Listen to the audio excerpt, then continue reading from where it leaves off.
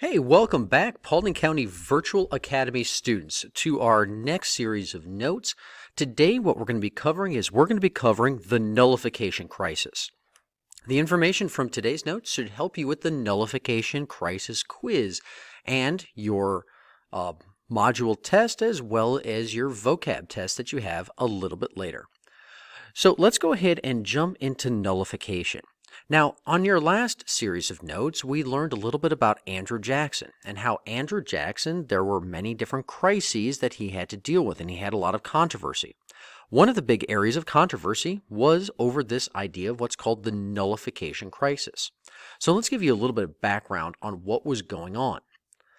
Now, in the United States in the 1830s, we're starting to see the development of what was called sectionalism.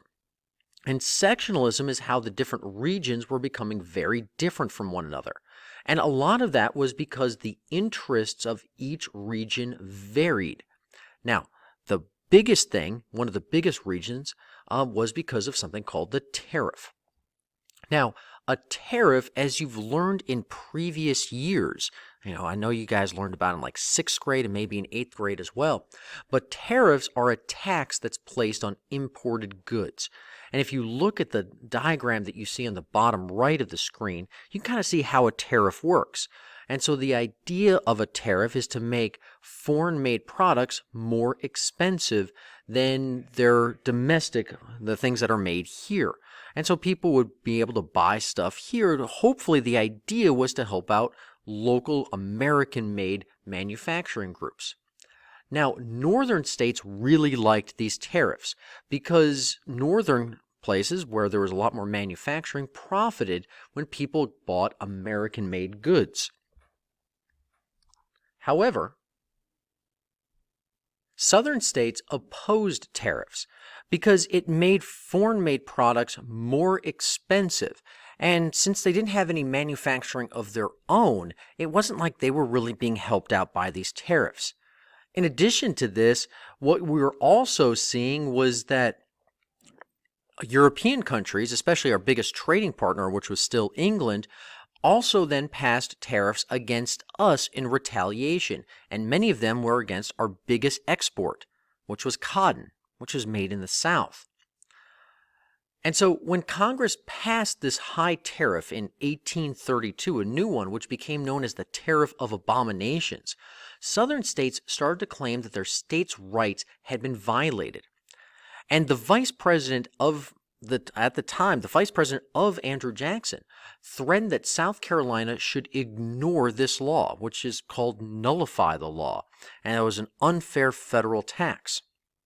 And so this leads to this big controversy between South Carolina, which is led by John C. Calhoun, and he really supported this idea of nullification that the states could protect themselves from the overreach of the national government.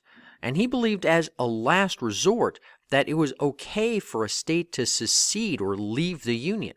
Now, on the other side, representing the United States, was President Andrew Jackson.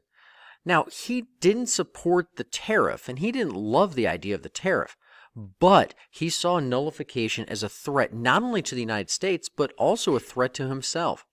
And so he's going to urge Congress to pass what was called the Force Bill to make the tariff be enforced and force Carolina to do everything. Now, the nullification crisis would eventually come to an end when the guy you see pictured there on the screen, Henry Clay, is going to introduce a new lower tariff in what's called the Compromise of 1833. But this conflict, it's important because what it does is it reveals the sectional tensions that are starting to develop between North and South over their different economic systems. And the South, for the first time, is going to really use this states' rights argument and really introduce this idea that secession and leaving the Union is actually possible. And Jackson was willing to use force to protect the power of the national government over the states.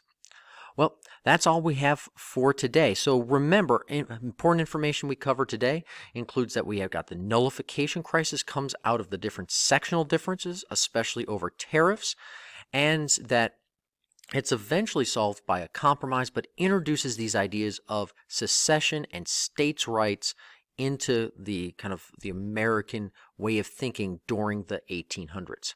Until next time, I hope you have a great day. Bye for now.